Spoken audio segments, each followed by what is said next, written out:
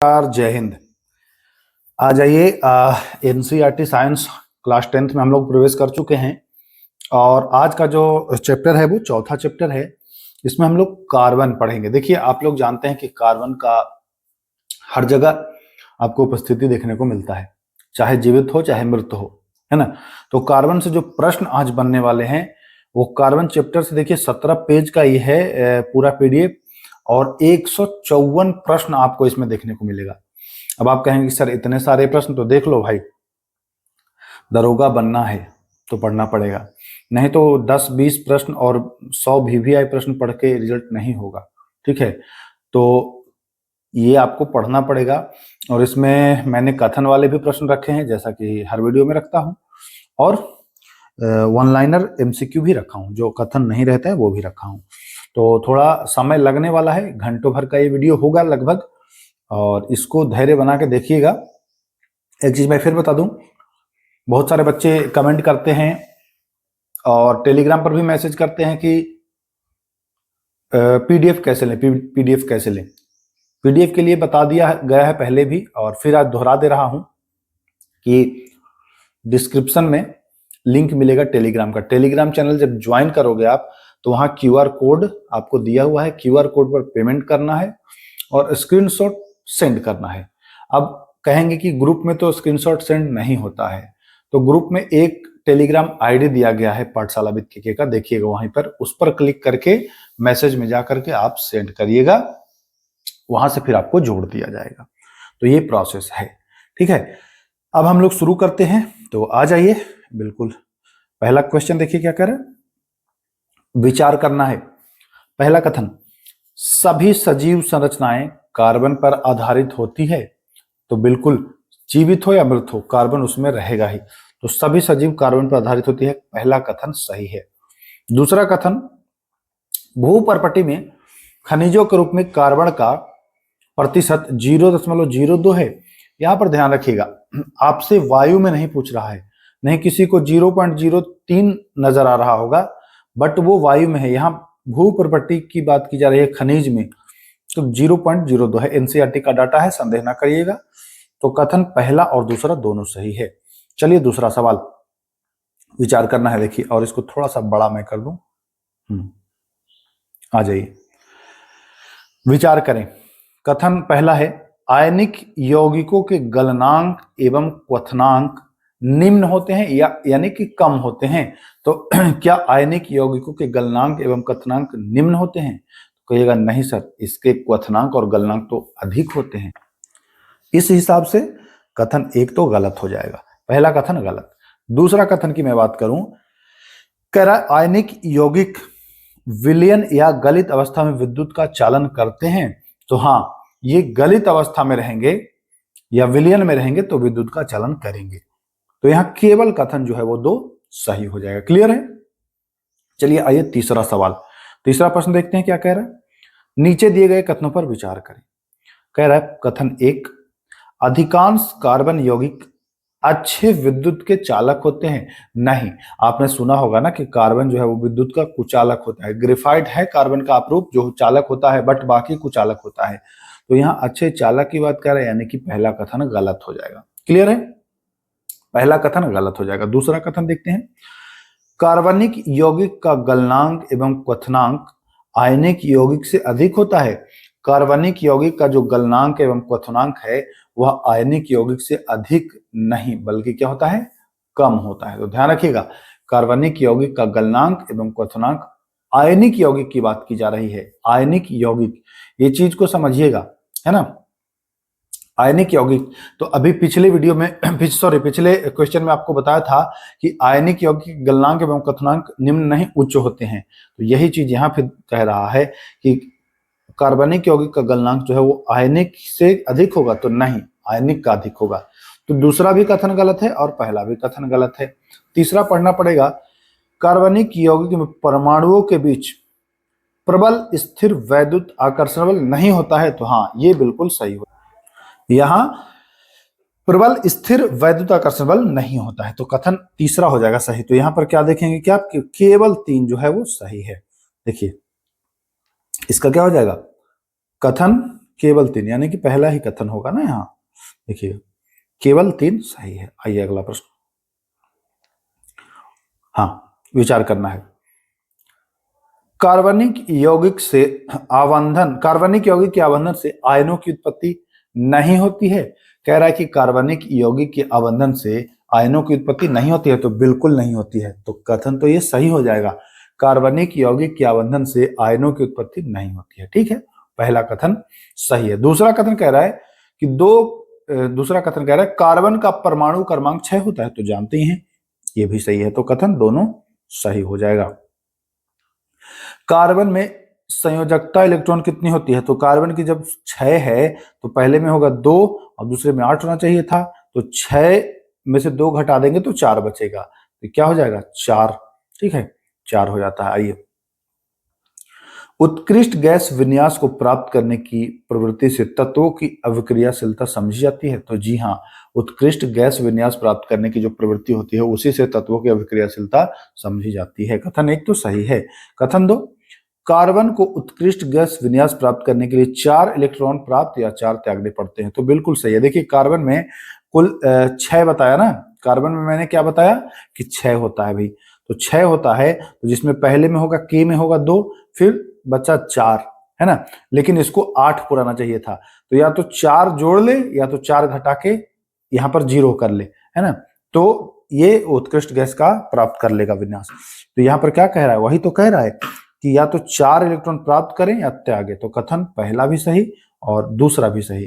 क्या हो जाएगा, छठवें का हो जाएगा सी विकल्प की दोनों कथन सही हैं। क्लियर। चलिए 7वां विचार करना है। आइए, कार्बन 4 इलेक्ट्रॉन प्राप्त कर C4- आयन बना सकता है। दूसरा कथन, कार्बन 4 इलेक्ट्रॉन त्याग कर C+ आयन बना सकता है। मैंने आपको पहले बताया है कि कार्बन त्याग भी सकता है और ऐड भी कर सकता है, दोनों कथन सही है, लेकिन सैद्धांतिक रूप से संभव नहीं है। सैद्धांतिक रूप से संभव है बट स्थिर नहीं है, क्योंकि बहुत ज्यादा ऊर्जा की इसमें आवश्यकता हो जाती है, तो कथन सही हो जाएगा सी विकल्प, यहां पर ध्यान रखिएगा। आइए, कार्बनिक यौगिक में परमाणुओं के बीच सहसंयोजक बंध पाए जाते हैं, क्या यह कथन सही है, तो कार्बनिक यौगिक में परमाणुओं के बीच सहसंयोजक बंध पाए जाते हैं, यह कथन बिल्कुल सही है, तो पहला कथन तो सही हो जाएगा। दूसरा कथन, सहसंयोजक यौगिक सामान्यतः विद्युत के अच्छे चालक, तो नहीं, मैं पहले ही बताया हूं कि कार्बनिक यौगिक जो होते हैं वो विद्युत के बुरे चालक होते हैं, कुचालक होते हैं, तो केवल कथन 1 सही हो जाएगा। देखिए आपको जटिल लग रहा होगा, बस जो भी मैं बोल रहा हूं उसको सुनते चलिए, एक इतने बार रिपीट हो जाएगा ना कि आपको आधा से ज्यादा चीज याद हो जाएगा। अब आपको 2-3 पॉइंट याद हो गया होगा, जैसे कार्बनिक यौगिक अच्छे चालक नहीं होते हैं, ये आप रट गए होंगे, अब आपको ये याद हो गया होगा। आइए विचार करना है, कार्बन 4 सहसंयोजक बंध बना सकता है, ये भी आपको याद हो गया होगा कि 4 दे करके या 4 त्याग करके ये विन्यास प्राप्त करता है उत्कृष्ट गैस का, तो ये 4 सहसंयोजक बंध बना सकता है। कथन 1 यहां पर जो हो जाएगा वह सही हो जाएगा। दूसरा कथन कह रहा है कार्बन का परमाणु क्रमांक 6, तो बिल्कुल बता दिया हूं 6, तो यहां भी सी दोनों सही हो जाएगा। 10वां, कार्बन आयन के रूप में क्यों नहीं पाया जाता है। 10वां प्रश्न कह रहा है कि आयन के रूप में क्यों नहीं पाया जाता है, क्योंकि ध्यान रखिएगा, क्योंकि 4 इलेक्ट्रॉन खोना या पाना ऊर्जात्मक रूप से कठिन है। देखिए बहुत ज्यादा ऊर्जा की आवश्यकता होती है, इसलिए आयन नहीं पाया जाता, आयन के रूप में ये नहीं पाया जाता है। कार्बनिक यौगिक में ये मिलेगा बट आयन के रूप में ये नहीं पाया जाता है। क्यों, क्योंकि ऊर्जा की ज्यादा आवश्यकता होगी। चलिए विचार करिएगा, कार्बन 4 इलेक्ट्रॉन प्राप्त कर स्थिर, देखिएगा पॉइंट को समझिएगा, एग्जाम में ऐसे ही प्रश्न आएगा और आपको लगेगा कि यह कथन सही है ना, बट ये कथन सही है कि गलत है ये मैं बता रहा हूं। पहला कथन गलत हो जाएगा, क्यों, क्योंकि कह रहा है कि कार्बन 4 इलेक्ट्रॉन प्राप्त कर स्थिर C4 ऋणात्मक आयन आसानी से बना सकता है, आसानी से नहीं बना सकता है। मैं बार बार कह रहा हूं कि स्थिर आसानी से नहीं बना सकता है, क्यों, क्योंकि बहुत ज्यादा ऊर्जा की आवश्यकता होती है, तो स्थिर आसानी से तो नहीं बनाएगा, तो ये कथन गलत हो जाएगा। दूसरा कथन, 4 अतिरिक्त इलेक्ट्रॉन धारण करना कार्बन के लिए कठिन है, क्योंकि इसके नाभिक में केवल 6 प्रोटॉन होते हैं, है ना, 6 ही प्रोटॉन है, भाई 6 हैं तो 2 पहला में रहेगा, बाकी 4, तो दिक्कत तो इसको बहुत ज्यादा ऊर्जा की आवश्यकता होगी। तो दूसरा कथन सही है बट पहला कथन गलत है। तो क्या हो जाएगा, केवल कथन 2 सही है। आइए विचार करना है। कार्बन अन्य परमाणुओं के साथ इलेक्ट्रॉनों की साझेदारी करता है। देखिएगा पॉइंट को बहुत अच्छे से समझना है। कार्बन साझेदारी करता है इसलिए ये सहसंयोजक बंध बनाता है। और एक आपको पढ़ना मिलेगा कि ये स्थानांतरण होता है ना। तो ध्यान रखना है दोनों पॉइंट को। कार्बन जब आए तो बताएंगे कि ये साझेदारी करता है, तो कथन 1 तो बिल्कुल सही होगा। दूसरा, इलेक्ट्रॉनों की साझेदारी से आयनिक बंध बनता है, नहीं, इलेक्ट्रॉनों की साझेदारी से सहसंयोजक बंध बनता है मेरे भाई। आयनिक बंध बनता है स्थानांतरण से, पूरी तरह स्थानांतरण हो जाएगा तब। अच्छा, साझेदारी और स्थानांतरण में आप समझ रहे हैं ना, स्थानांतरण मतलब कि ये ट्रांसफर यहाँ पूरा का पूरा, तो वो हो जाएगा। तो कथन 1 केवल सही होगा, तो इसका मतलब विकल्प ए ही यहाँ पर सही हो जाएगा। क्लियर, कोई दिक्कत नहीं है। आइए नीचे दिए गए कथनों पर विचार करें। कार्बन के यौगिक के निर्माण से पहले इलेक्ट्रॉनों का पूर्ण स्थानांतरण होता है। मैंने बताया कि कार्बन में स्थानांतरण नहीं होता है, साझेदारी होती है। तो कहेंगे कि पहला कथन तो गलत हो जाएगा, बिल्कुल गलत हो जाएगा सर। दूसरा, कार्बन मुख्यतः सहसंयोजक यौगिक बनाता है। तो जी हाँ, सहसंयोजक यौगिक बनाता है और यहाँ साझेदारी प्रोसेस होता है। तो केवल 2 सही हो जाएगा। बस सुनते चलो मेरे भाई, सब याद हो जाएगा। चलिए विचार करना है। हाइड्रोजन के 2 परमाणु इलेक्ट्रॉनों का स्थानांतरण की बात की जा रही है, करके H2 अणु बनाते हैं। क्या यह कथन सही है? तो नहीं, स्थानांतरण की बात नहीं की गई है। हाइड्रोजन के 2 परमाणु इलेक्ट्रॉनों की साझेदारी करके H2 अणु बनाते हैं, ठीक है। तो यहां हस्तांतरण दिया है, तो यह कथन तो गलत हो जाएगा। दूसरा कथन कह रहा है हाइड्रोजन अणु का निर्माण इलेक्ट्रॉनों की साझेदारी से होती है। तो हाँ, साझेदारी से होती है, स्थानांतरण से नहीं होती। यानी कि यहाँ पर केवल केवल केवल केवल कथन 2 सही। एक चीज मैं फिर बता दूं, अगर किसी भी प्रश्न में डाउट हो मेरे भाई, मेरे बहनों, मेरे मित्रों, मेरे दोस्तों, तो प्लीज कमेंट कर दीजिएगा। क्योंकि जानते हैं जब 150 प्रश्न में कराता हूं तो मतलब एक आध प्रश्न गलत हो जाए, इसमें मतलब कोई वो नहीं है कि नहीं होगा, कसम नहीं मैं खाऊंगा, एक आध प्रश्न गलत हो सकता है, ठीक है। क्यों? क्योंकि इतने ज्यादा जब प्रश्न रहते हैं तो या टाइपिंग मिस्टेक या फिर याद करने में भी समस्या, चूंकि मैं आप लोग को कराता हूं तो याद भी करना पड़ता है खुद, तो हो सकता है एक आध बाई मिस्टेक गलत हो जाए। तो जो लगे आपको कि गलत है, वैसे तो मतलब पूरी संभावना होती है कि गलत ना हो, क्योंकि 2 बार 3 बार इसको मैं चेक करता हूं अच्छे से तब। लेकिन अगर गलत फिर भी हो जाए तो कमेंट करिएगा प्रश्न संख्या लिख करके, मैं उसको नेक्स्ट वीडियो में सुधार दूंगा। तो यहां पर क्या हो जाएगा, कथन केवल 2 सही हो जाएगा। चलिए, क्लोरीन द्विपरमाणविक अणु Cl2 के रूप में पाई जाती है। तो कहेंगे कि हाँ सर, यह कथन तो बिल्कुल सही है। और क्लोरीन की परमाणु संख्या 17 है, तो ये भी सही है। तो सी हो जाएगा ना, कि दोनों सही है। जब दोनों सही होता है तो सी होता है, दोनों गलत होता है तो डी होता है, एक सही तो ए, 2 सही तो 2, ऐसे होता है ऑप्शन। हालांकि दरोगा में जब एग्जाम देने जाएगा तो ऑप्शन अच्छे से देख लीजिएगा, क्योंकि जानते हैं एग्जाम में उलट पलट के कर देता है ऑप्शन, बहुत बदमाशी करता है। ऑक्सीजन की परमाणु संख्या 8 है, तो जानते ही हैं कि ऑक्सीजन की परमाणु संख्या जो है वो 8 है। ऑक्सीजन को अष्टक पूरा करने के लिए 2 इलेक्ट्रॉनों की आवश्यकता होगी। तो ध्यान रखिए कैसे 2 की होगी, ध्यान रखिए 8 है टोटल, तो पहले में तो 2 रहेगा, पहले में 2 रहेगा, दूसरे में कितना बचेगा, 8 में से 6। तो इलेक्ट्रॉन, ये विन्यास प्राप्त करने के लिए उत्कृष्ट गैस, इसको 8 की आवश्यकता होती है, 6 ये बचा ही है, तो 2 और हो जाएगा तो नहीं हो जाएगा, 2 इलेक्ट्रॉन। तो कथन 1 भी सही, 2 भी सही, यानी कि इसका भी 16 का भी सी विकल्प सही हो जाएगा, ठीक है। चलिए विचार करना है। ऑक्सीजन के 2 परमाणु के बीच दोहरा बंध डबल बॉन्ड बनता है। तो कहेंगे हाँ सर, ऑक्सीजन के 2 परमाणु के बीच दोहरा बंध बनता है, ठीक है। पहला कथन तो सही है। दोहरा बंध 2 इलेक्ट्रॉन युग्मों की साझेदारी से बनता है। देखिए साझेदारी से बनता है कि स्थानांतर से बनता है, तो यहां भी साझेदारी से बनता है, ठीक ना। तो ध्यान रखिएगा दोनों यहां भी सही, यानी कि विकल्प सी यहां भी सही हो जाएगा, ठीक है। चलिए मिलान करिए। नाइट्रोजन के 2 परमाणु जो होते हैं उसके बीच कितना बंध होता है? तो नाइट्रोजन में जो होता है वो 3 बंध होता है, याद रखिएगा। नाइट्रोजन में 3 बंध, अभी ऑक्सीजन में बता दिया 2 बंध, और हाइड्रोजन में एकल बंध होता है। हाइड्रोजन में कैसा बंध होता है? तो बताएंगे हाइड्रोजन में एकल बंध, यानी कि हाइड्रोजन में एक। ठीक, तो ध्यान रखिएगा, हाइड्रोजन में एक, ऑक्सीजन में दो और नाइट्रोजन में तीन, यानी कि 3 2 1। ध्यान रखिए 3 2 1 कहीं है, ध्यान रखिए 3 2 1। क्लियर, क्लियर होगा। आइए, निम्न में से किस तत्व में अपने ही परमाणुओं के साथ आबंध बनाने की अद्वितीय क्षमता होती है? तो ये कार्बन आ जाएगा, बिल्कुल सही हो जाएगा। कार्बन अपने ही परमाणु के साथ आबंध बनाने की क्षमता को कैटेंशन कहते हैं। अभी मैंने बताया कि ये अपने ही परमाणुओं के साथ ही आबंध बना लेगा, ये अद्वितीय क्षमता है इसकी, और इसको कैटेंशन कहा जाता है। क्या ये कथन सही है? कहेंगे हाँ सर, यह कथन तो बिल्कुल सही है। दूसरा कथन, कार्बन केवल एकल बंध द्वारा ही लंबी श्रृंखला बना सकते हैं? नहीं नहीं नहीं, ऐसा नहीं है। कार्बन केवल एकल बंध के द्वारा ही लंबी श्रृंखला नहीं बना सकते हैं। कथन यहाँ पर दूसरा मुझे गलत लग रहा है। तीसरा कथन देखता हूं, कार्बन सीधे शाखित तथा वलय संरचना बना सकते हैं? तो बिल्कुल पहला और तीसरा सही हो जाएगा। तो क्या हो जाएगा आंसर? कि पहला और तीसरा सही। आइए विचार करना है। कार्बन कार्बन कार्बन की आबंध दृढ़ता कार्बन के छोटे आकार के कारण अधिक होती है। थोड़ा सा जटिल प्रश्न है, लेकिन ध्यान रखिएगा ये बिल्कुल कथन सही है कि कार्बन कार्बन की जो आबंध होती है दृढ़ता, आबंध की दृढ़ता जो होती है वो कार्बन के छोटे आकार के कारण अधिक होता है। तो पहला कथन तो सही है। दूसरा, सिलिकॉन में कैटेंशन कार्बन से अधिक होता है? नहीं रे मेरे भाई, कार्बन में ज्यादा होता है। तो दूसरा कथन गलत होगा। कार्बन में द्वि एवं त्रिआबंध भी बन सकते हैं? बिल्कुल बन सकते हैं। तो ये भी हो जाएगा पहला, 1 और 3 सही। विचार करना है।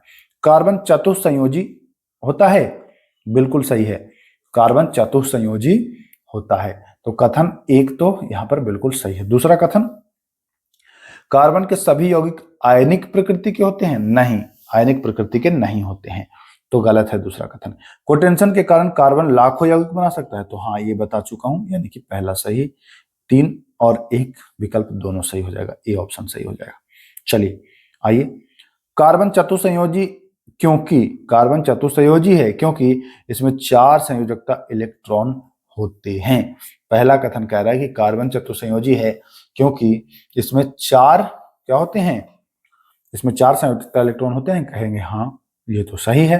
दूसरा, मेथेन में कार्बन और हाइड्रोजन के बीच सह संयोजक बंध होता है। मेथेन CH4 है ना, तो कार्बन और हाइड्रोजन के बीच सह संयोजक बंध होता है। तो यहाँ पर सी होगा, दोनों कथन सही होगा। ठीक, चलिए अगला, सह संयोजक बंध वाले अणुओं से संबंधित नीचे दिए गए कथनों पर विचार करें। करते हैं विचार। आइए, पहला कथन, ऐसे अणुओं के भीतर बंध जो होता है क्या वो प्रबल होता है? तो कहेंगे हाँ सर, यह तो कथन सही है कि प्रबल बंध होता है, बॉन्ड जो होता है सहसंयोजक बंध में यह प्रबल होता है। तो कथन 1 तो सही है। दूसरा कथन देखते हैं, ऐसे अणुओं के बीच आंतरिक बल अंतराणविक बल प्रबल होता है।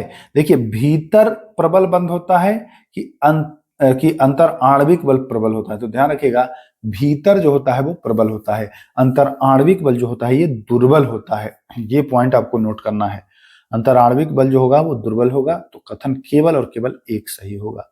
आइए, सह संयोजक यौगिक के गलनांक एवं क्वथनांक सामान्यतः कम होते हैं। मैंने शुरुआत में ही बताया कि सह संयोजक यौगिक के गलनांक आयनिक वाला का ज्यादा होता है ना, बताया था, और सह संयोजक यौगिक के गलनांक एवं क्वथनांक कम होता है। तो पहला कथन तो सही है। दूसरा, अच्छा कथन ही है और ये कारण है, इनके अणुओं के बीच अंतर आणविक बल दुर्बल होता है। अभी पिछले क्वेश्चन में बताया कि हाँ, अणुओं के बीच अंतर आणविक बल जो होता है वो दुर्बल होता है। तो कथन भी सही है और कारण भी सही है और व्याख्या भी सही कर रहा है। चलिए 26वां प्रश्न, आइए विचार करना है। सह संयोजक यौगिक सामान्यतः विद्युत के कुचालक होते हैं। मैंने पहले ही बताया कि हाँ, विद्युत के कुचालक होते हैं। कारण है, इनमें मुक्त आयन या मुक्त इलेक्ट्रॉन नहीं होता है। हाँ भाई, इसीलिए तो ये विद्युत के कुचालक होते हैं। तो कथन और कारण दोनों सही है और व्याख्या भी सही है। चलिए विचार करिए। हीरे में प्रत्येक कार्बन 4 अन्य कार्बन परमाणुओं से जुड़ा होता है, जिससे दृढ़ त्रिविमीय संरचना मिलती है। क्या यह कथन सही है? कहेंगे हाँ सर, बिल्कुल सही है। हीरे में प्रत्येक कार्बन 4 अन्य परमाणुओं से जुड़ा होता है, जिसमें दृढ़ त्रिविमीय संरचना मिलती है। दूसरा, ग्रेफाइट में प्रत्येक कार्बन परमाणु 3 अन्य कार्बन परमाणुओं से एक ही तल में जुड़ा होता है। ध्यान रखिएगा, ग्रेफाइट में जो होता है वह 3 अन्य कार्बन परमाणु से एक ही तल में जुड़ा होता है। तो यहां भी 1 और 2 दोनों सही है, तो क्या होगा, सी विकल्प की दोनों कथन सही है। क्लियर है? चलिए आगे। चलिए नीचे दिए गए कथनों पर विचार करें। ग्रेफाइट की संरचना षटकोणीय होती है। क्या ग्रेफाइट की जो संरचना है वो षटकोणीय होती है? कहेंगे हाँ सर, ग्रेफाइट की संरचना जो होती है वह हेक्सागोनल होता है। ठीक है, ग्रेफाइट में षटकोणीय परतें एक दूसरे के ऊपर व्यवस्थित होते हैं। तो हाँ हाँ, दोनों सही हो जाएगा, सी विकल्प सही हो जाएगा। चलिए 29वां प्रश्न, निम्न में से कौन विद्युत का सुचालक मतलब कि चालन करता होगा? तो ग्रेफाइट करेगा। संश्लेषित हीरे आकार में छोटे होते हैं, एकदम पॉइंट टू पॉइंट नोट करिएगा। संश्लेषित हीरे कैसे होते हैं? तो छोटे होते हैं। आइए, कार्बन में बड़ी संख्या में यौगिक बनाने की क्षमता होती है, क्योंकि यह चतुसंयोजी है कार्बन, मैंने बताया ही है, और इसमें सहसंयोजक बंध बनाने की क्षमता होती है। तो ये दोनों, बी भी सही और सी भी, ध्यान रखिएगा। तो हो जाएगा क्या, डी, दोनों सही हो जाएगा। आइए, सिलिकॉन जब हाइड्रोजन के साथ यौगिक बनाता है तब उसमें परमाणुओं की श्रृंखला अधिकतम तो 7 या 8, लेकिन आपसे अधिकतम पूछ रहा है और ऑप्शन में 8 है तो 8 लगाएंगे। सिलिकॉन जब हाइड्रोजन के साथ यौगिक बनाता है तो वे सामान्यतः होते हैं, कैसे होते हैं? तो अति अभिक्रियाशील होते हैं, हाईली रिएक्टिव होता है, अति अभिक्रियाशील, ध्यान रखिएगा। विचार करना है, कार्बन कार्बन अबंध अत्यधिक प्रबल होता है। क्या कार्बन और कार्बन, तो मैंने पहले भी क्वेश्चन इसमें कराया तो बताया कि हाँ होता है, तो पहला कथन सही। दूसरा कथन, कार्बन कार्बन अबंध अस्थायी होता है, नहीं, अस्थायी नहीं होता है। तो केवल एक कथन सही जो है वो हो जाएगा। चलिए आइए, carbon, oxygen, hydrogen, nitrogen, sulphur तथा क्लोरीन जैसे तत्वों के साथ सहसंयोजी बना सकता है। कार्बन क्या इनके साथ, ये जो तत्वों का नाम है, बना सकता है सहसंयोजी? कहेंगे हाँ बना सकता है, तो कथन एक सही। दूसरा, कार्बन द्वारा बनाए गए आबंध सामान्यतः अत्यंत दुर्बल होते हैं। नहीं भाई, मैं बार बार बता चुका हूं कि प्रबल होते हैं, प्रबल होते हैं, प्रबल होते हैं, तो कथन दूसरा गलत हो जाएगा। तीसरा, कार्बन द्वारा बनाए गए आबंधों की विशेषता उसके मजबूत एवं स्थायी होता है। तो हाँ, पहला और तीसरा सही हो जाएगा। विचार करना है, कार्बन द्वारा बनाए गए आबंधों का आकार अपेक्षाकृत छोटा होता है। क्या यह सही है कि छोटा होता है अपेक्षाकृत? तो कहेंगे हाँ सर, कार्बन द्वारा जो आबंध बनाए जाते हैं उसका आकार अपेक्षाकृत छोटा होता है, पहला कथन सही है। दूसरा कथन देखते हैं, कार्बन के आबंध बड़े परमाणुओं के साथ अधिक स्थायी होता है। नहीं, बताया ना नहीं कि छोटे परमाणुओं के साथ होता है, तो दूसरा कथन गलत हो जाएगा, पहला सही है, दूसरा गलत है। अच्छा देखिए, 3 विकल्प है। कार्बन के मजबूत आबंधों के कारण इनके यौगिक की संख्या अत्यधिक है। तो हाँ, पहला और तीसरा दोनों सही, यानी कि विकल्प ए जो है वो सही हो जाएगा। क्लियर होगा? चलिए अगला सवाल विचार करना है, 37वां प्रश्न। अच्छा, बहुत ज्यादा विचार करवा रहा है ना, जानते हैं जब एग्जाम में पूछ देता है ना प्रश्न, तो भैया फिर उसी के अकॉर्डिंग पढ़ना पड़ता है आपको। आइए, कार्बन द्वारा अन्य तत्वों के साथ बनाए गए आबंध सामान्यतः सहसंयोजी होते हैं। कहेंगे हाँ, कार्बन तो सहसंयोजी होता है, पहला कथन सही है। सहसंयोजी आबंध इलेक्ट्रॉनों की साझेदारी से बनता है। मैं बताया हूं कि सहसंयोजी जो आबंध है वो कैसे बनता है? साझेदारी से, ना कि स्थानांतरण से। पॉइंट को नोट करिएगा, तो एक भी सही, दो भी सही।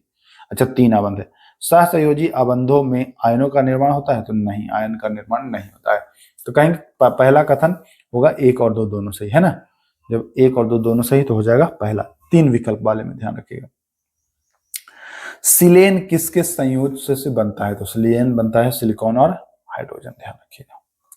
कार्बन में कैटेंशन सिलिकॉन से अधिक क्यों होता है? क्योंकि कार्बन का आकार छोटा, सी के आबंध के बीच में, और वो मजबूत होता है। नहीं, तो कहां गया ऑप्शन?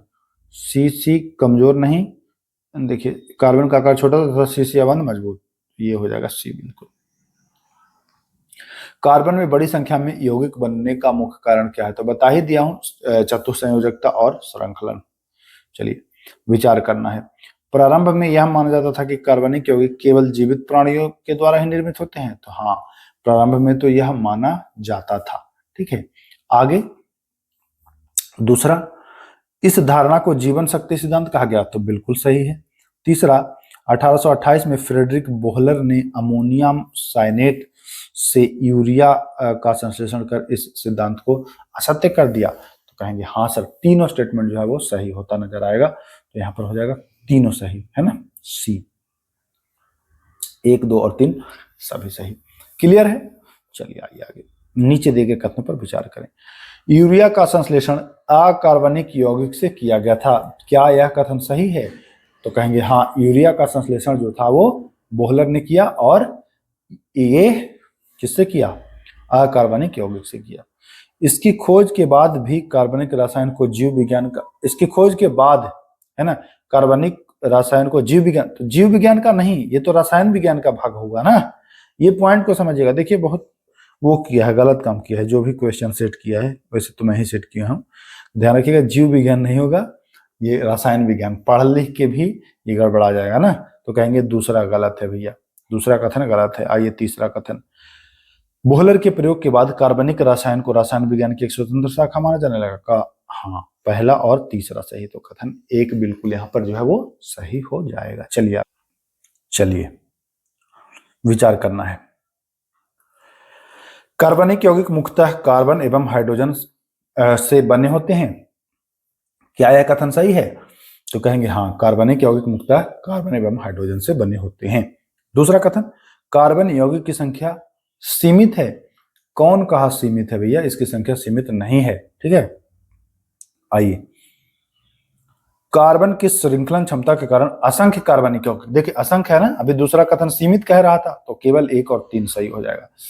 मैं कहा हूं ना कि बस बने रहिए। प्रश्न जटिल लग रहा है, लेकिन उसको ऐसे मैंने सेट किया है ना, क्वेश्चन, इतने सारे क्वेश्चन इसीलिए बनाया हूं, आपको या मेरे भाई को दिक्कत ना हो, मेरी बहनों को दिक्कत ना हो, ठीक ना। चलिए विचार करना है।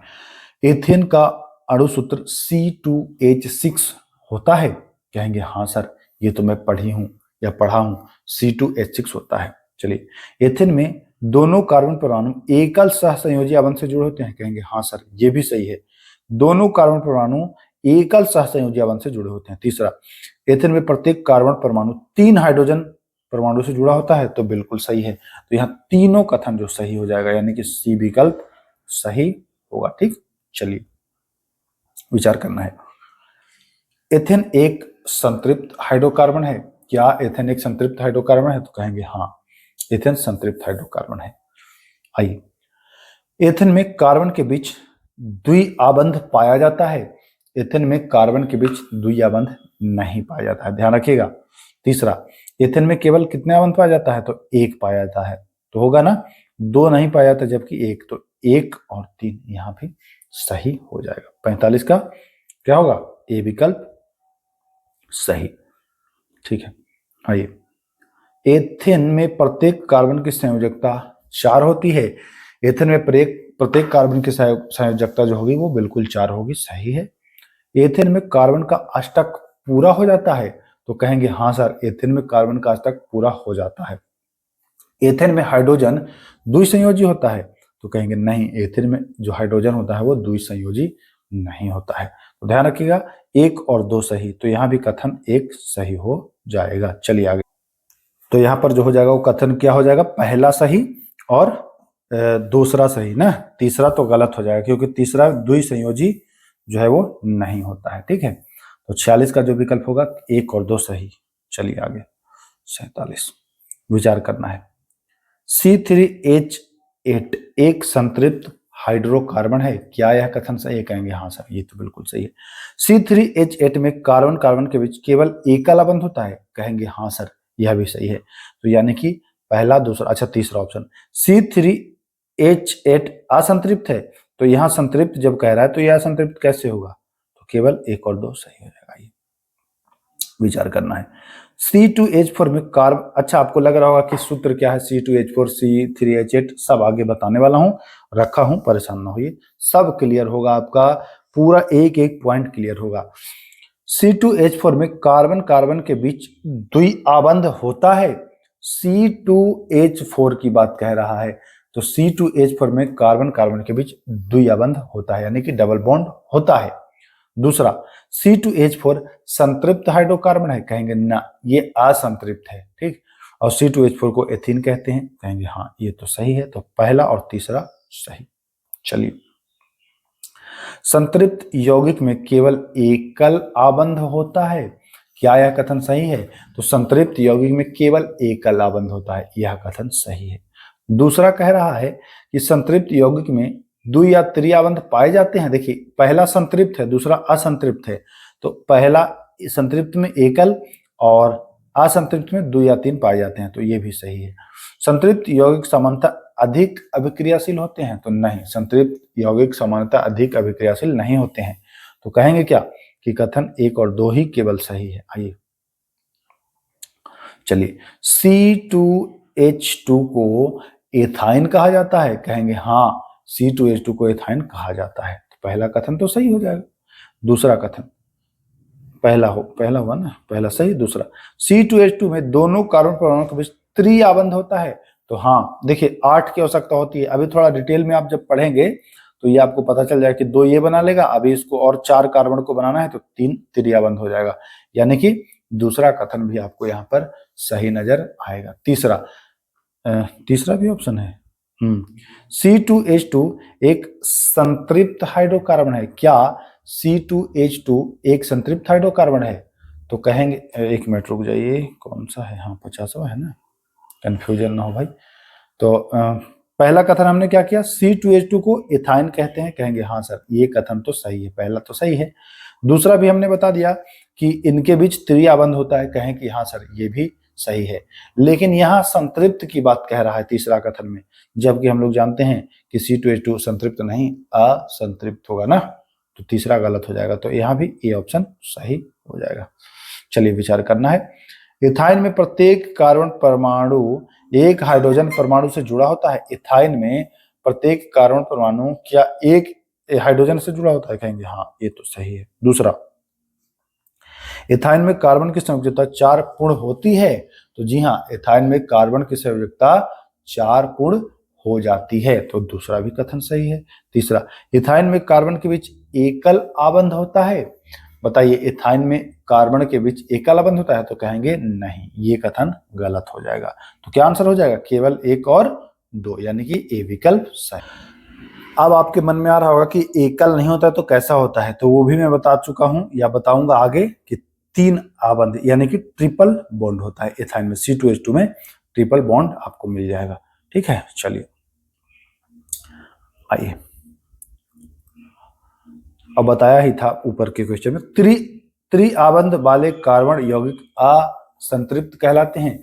त्रिआबंध वाले कार्बन यौगिक असंतृप्त यौगिक होते हैं। इथाइन संतृप्त यौगिक की तुलना में अधिक अभिक्रियाशील होता है, कहेंगे हाँ, ये भी सही है और बी भी सही है। कथन 1 भी और 2 भी दोनों सही। अच्छा, तीसरा कथन देखिए, आइए, संतृप्त यौगिक में 2 या त्रिआबंध पाए जाते हैं। तो मैं पहले ही बता चुका हूं कि संतृप्त यौगिक में केवल एक आबंध पाया जाता है, 2 और 3 नहीं। तो यहाँ क्या हो जाएगा? कथन केवल 1 और 2 सही हो जाएगा। चलिए, सही। ट्रिपल बॉन्ड, ट्रिपल आबंध या त्रिआबंध बॉन्ड जो सबसे कमजोर होता है और सबसे कम अभिक्रियाशील होता है, क्या यह कथन सही है ना? नहीं, ये क्या कह रहा है, कौन सा कथन सही है? तो ये कहेंगे कि ये कथन तो गलत है। ट्रिपल आबंध सबसे कमजोर होता है और सबसे कम अभिक्रियाशील होता है, ऐसा नहीं है, गलत है। एकल आबंध सबसे अधिक अभिक्रियाशील होता है क्योंकि यह मजबूत होता है, कहेंगे नहीं, यह भी कथन जो है वो गलत है। तीसरा कथन क्या कह रहा है, देखिए, तीसरा कथन देखिए क्या कह रहा है, त्रिआबंध कुल बंध ऊर्जा के अनुसार सबसे मजबूत होता है, परंतु उसमें उपस्थित पाई आबंध जो है के कारण वह अधिक अभिक्रियाशील होता है। तो कहेंगे हाँ, कथन जो है सी बिल्कुल सही हो जाएगा, है ना? सी कथन जो बिल्कुल सही हो जाएगा। ठीक है, चलिए, समान आणविक सूत्र लेकिन भिन्न संरचना वाले यौगिक कहलाते हैं। आणविक सूत्र समान हो लेकिन संरचना भिन्न हो तो समावयवी कहलाता है। बी ऑप्शन सही हो जाएगा, ये बी वन। साइक्लोहेक्सेन का आणविक सूत्र क्या है? साइक्लोहेक्सेन तो C6H12 है ना, ध्यान रखिएगा। यह किस प्रकार का यौगिक है? साइक्लोहेक्सेन किस प्रकार का? तो संतृप्त चक्रीय है, ध्यान रखिएगा, चक्रीय। निम्न से कौन चक्रीय कार्बनिक संरचना नहीं है? चक्रीय कार्बनिक संरचना कौन नहीं है भैया? तो आपने देखा है, ये वाला तो पहला तो है ही, साइक्लोहेक्सेन तो है ही, है ना? तो साइक्लोहेक्सेन होगा, बेंजीन भी है और आपका जो है एथेन आ गया और साइक्लोप्रोपेन आ गया। तो एथेन जो है यह नहीं है, ध्यान रखिएगा, एथेन सही हो जाएगा। निम्न में से कौन संतृप्त हाइड्रोकार्बन है? संतृप्त हाइड्रोकार्बन तो C2H6, C2H6।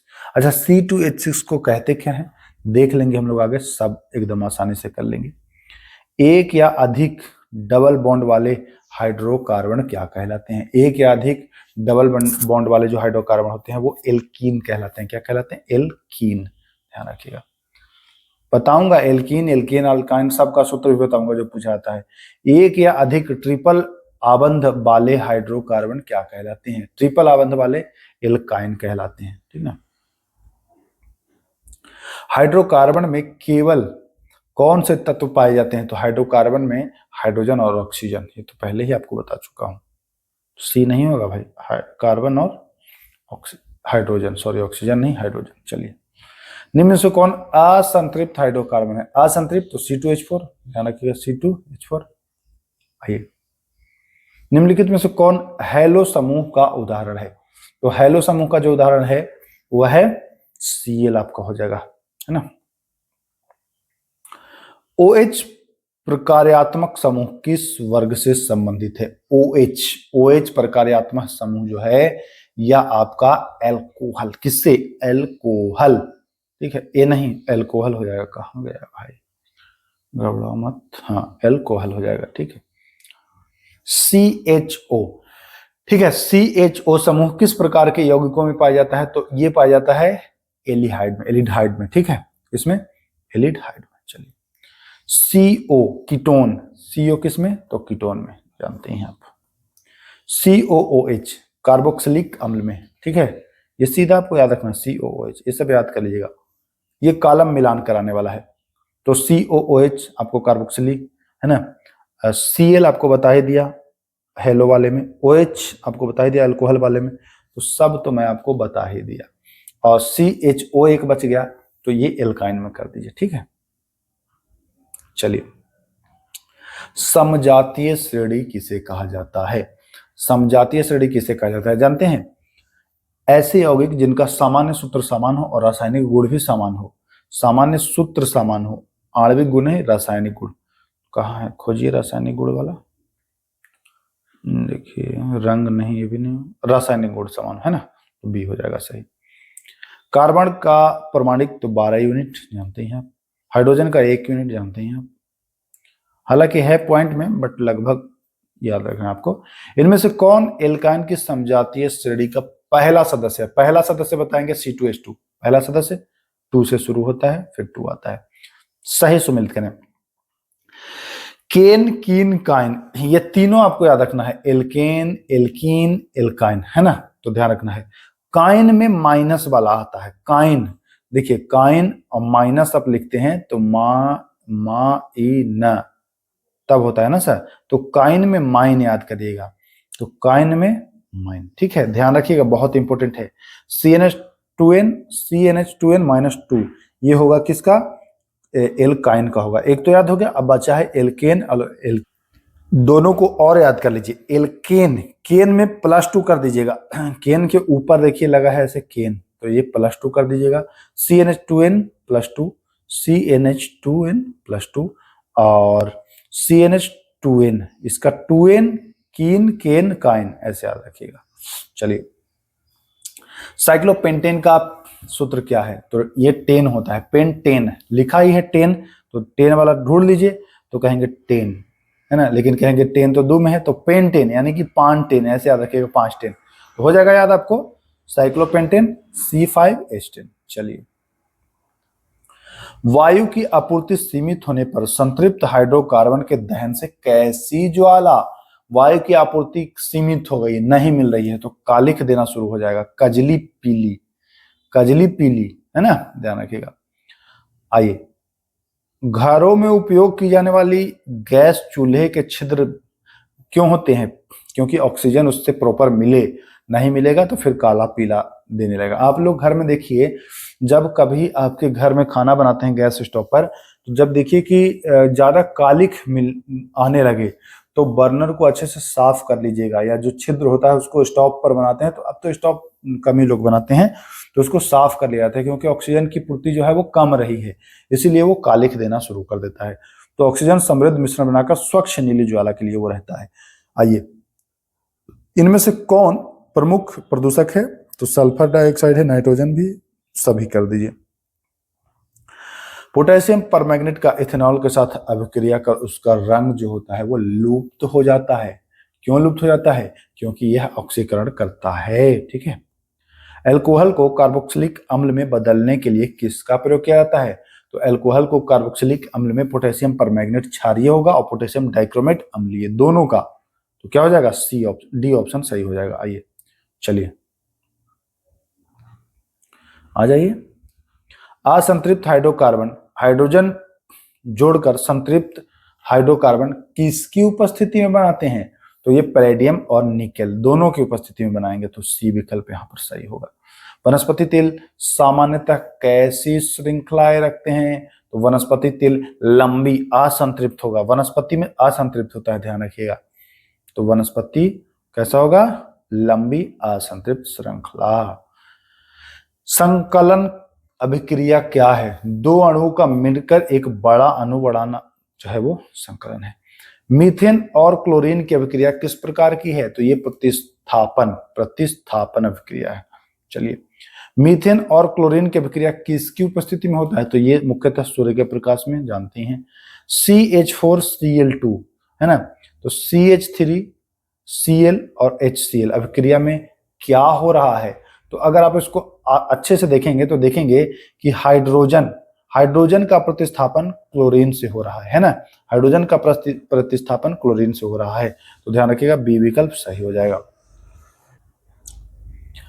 प्रतिस्थापन अभिक्रिया सामान्यतः किस प्रकार के हाइड्रोकार्बन में होता है? प्रतिस्थापन अभिक्रिया तो ये संतृप्त हाइड्रोकार्बन में होता है। चलिए, संतृप्त हाइड्रोकार्बन की विशेषता, इसमें एकल बंध, पहले ही बता चुका हूं कि एकल बंध। ठीक, चलिए विचार करना है। एथेनॉल कमरे के ताप पर द्रव में पाया जाता है? तो एथेनॉल कमरे के ताप पर द्रव में पाया जाता है, यह कथन बिल्कुल सही है। दूसरा कथन, सभी अल्कोहलिक पेयों का महत्वपूर्ण अवयव एथेनॉल है? कहेंगे हाँ, यह भी कथन सही है। तो पहला दूसरा दोनों सही, यानी कि विकल्प क्या? सी। आइए, एथेनॉल की सोडियम के साथ अभिक्रिया से क्या बनता है? तो सोडियम एथॉक्साइड बनेगा। एथेनॉल और सोडियम, तो सोडियम रहेगा और एथेनॉल से एथॉक्साइड बनेगा, बी विकल्प सही हो जाएगा। ठीक है।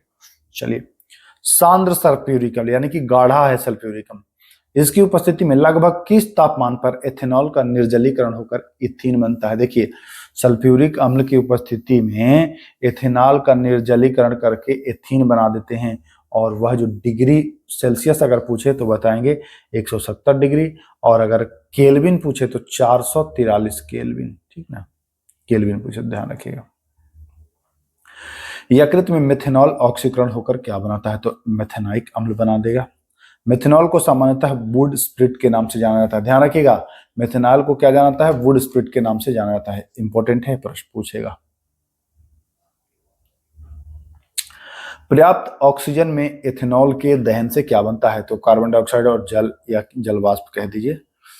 एथेनाइक अम्ल को सामान्यतः क्या कहा जाता है? तो एसिटिक अम्ल भी कहा जाता है। विचार करना है। खनिज अम्लों की अपेक्षा कार्बोक्सिलिक अम्ल कमजोर अम्ल होते हैं? कहेंगे हाँ, कार्बोक्सिलिक अम्ल कमजोर होता है। दूसरा, एथेनाइक अम्ल ठंडी जलवायु में जम जाती है, इसलिए इसे ग्लेसिल एसिटिक अम्ल कहा जाता है? कहेंगे हाँ, ये भी सही है। तो दोनों सही है। अब पूछेगा प्रश्न एग्जाम में कि किसे ग्लेसिल एसिटिक अम्ल कहा जाता है? तो बताएंगे एथेनाइक अम्ल को। क्लियर, ये भी आप ध्यान रखिएगा। तो दोनों सही हो जाएगा, सी ऑप्शन। एथेनाइक अम्ल उत्प्रेरक की उपस्थिति में एथेनॉल से अभिक्रिया कर एस्टर बनाता है। देखिए, एस्टर से प्रश्न आया था बिहार दरोगा में प्रारंभिक परीक्षा में, तो ध्यान रखिएगा, एस्टर वाला प्रश्न आपको ध्यान रखना है। तो एथेनाइक अम्ल उत्प्रेरक की उपस्थिति में एथेनॉल से अभिक्रिया करके एस्टर बनाता है? कहेंगे हाँ, बिल्कुल सही है। एस्टर सामान्यतः मृदु एवं सुगंधित गंध वाले हैं? कहेंगे हाँ, दोनों सही। तो 1 और 2 दोनों सही। चलिए, एस्टर की सोडियम हाइड्रोक्साइड से अभिक्रिया से क्या बनता है?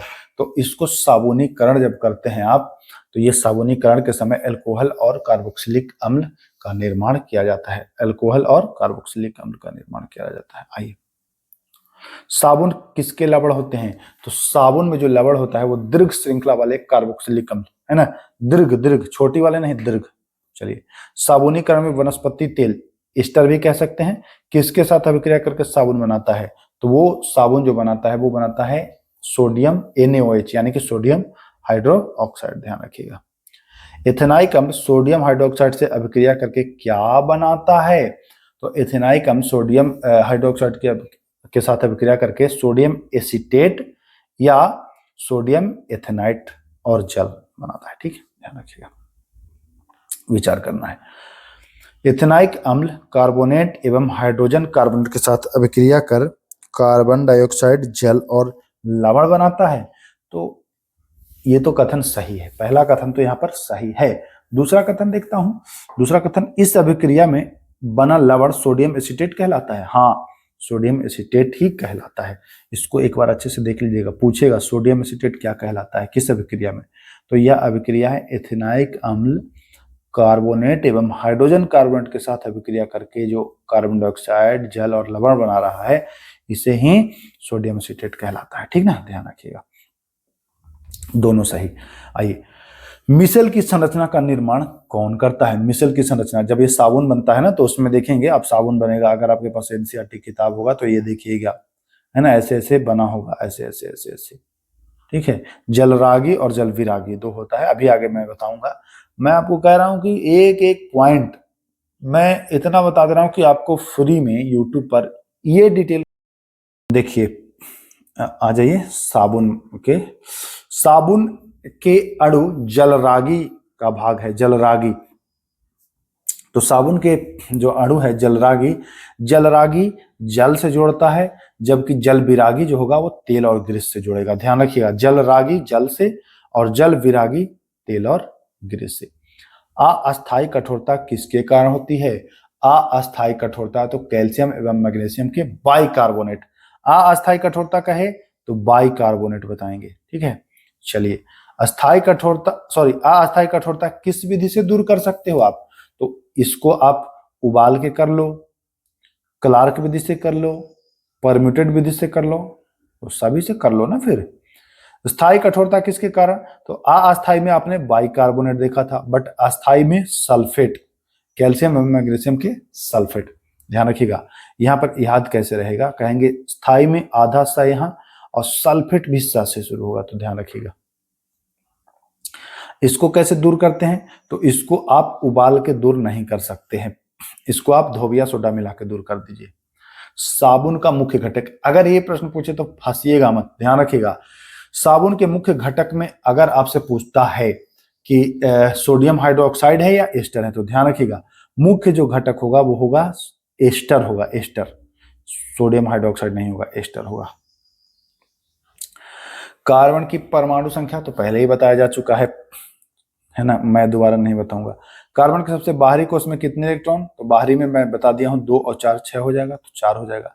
क्लोरीन मैं भी बता चुका हूं 17। ऑक्सीजन की भी 8 बताया जा चुका है। नाइट्रोजन का भी नहीं, नाइट्रोजन का परमाणु संख्या नहीं, हाइड्रोजन का बताया था। नाइट्रोजन का मैं बता दूंगा 7। ठीक है, चलिए आइए आगे। अमोनिया का अणुसूत्र, अमोनिया का अणुसूत्र NH3। ठीक, क्लियर, क्लियर है। बायोगैस का प्रमुख घटक कौन है? तो बायोगैस का मीथेन, सबको जानता है, बच्चे बच्चे जानते हैं बायोगैस का मीथेन। आइए अगला, अब थोड़ा आपको थोड़ा सा इजीली प्रश्न, इजी मिलेगा। सीएनजी का प्रमुख घटक कौन है? तो सीएनजी का भी मीथेन ही बताएंगे, यानी कि ए यहां भी सही हो जाएगा। मीथेन का सूत्र पूछता है तो देखिए आ ही गया, CH4, जान ही रहे हैं। 2 परमाणुओं के बीच इलेक्ट्रॉनों के एक युग्म की साझेदारी, देखिए साझेदारी से बनने वाले आबंध को सहसंयोजी, साझेदारी से। और आयनिक कैसे होता है? तो उसको स्थानांतरण से होता है, मैं पहले ही बता चुका हूं। ग्रेफाइट की संरचना कैसे होती है? तो मैं बताया हूं षष्ठकोणीय परतदार होती है, एक के ऊपर एक होता है। हीरे की संरचना कैसी होती है? हीरे चतुष्फलकीय होता है। हीरे कैसे होता है? तो बताएंगे ये चतुष्फलकीय होता है। कहां गया भाई? तो ये हो जाएगा। ठीक है, चलिए। हीरे में कैसा आबंध पाया जाता है? तो हीरे में सहसंयोजी, कार्बन है ना, तो सहसंयोजी बताएंगे। कार्बन के किस अपरूप की संरचना फुटबॉल जैसी? तो बंक मिस्टर फ्लोरीन C60 बताएंगे, ये पूछता है बंक मिस्टर फ्लोरीन का। ठीक ना, फ्लोरीन C60 याद रखिएगा। अब तक ज्ञात सबसे कठोर पदार्थ HIRA डायमंड होगा। कार्बन के परमाणु के बीच केवल एक आबंध से जुड़े यौगिक को तो एकल आबंध संतृप्त में बताया था, संतृप्त में, ठीक ना। कार्बन परमाणुओं के बीच 2 या 3 आबंध वाले, तो 2 या 3 हो तो असंतृप्त होगा, ये भी सही हो जाएगा। 1828 में अमोनिया का खोज बोहलर किसने, यूरिया का निर्माण किसने किया था, तो बोहलर ने किया था। मैं बताया हूं ना, ये पहले भी ये प्रश्न करा दिया इसी में, बोहलर।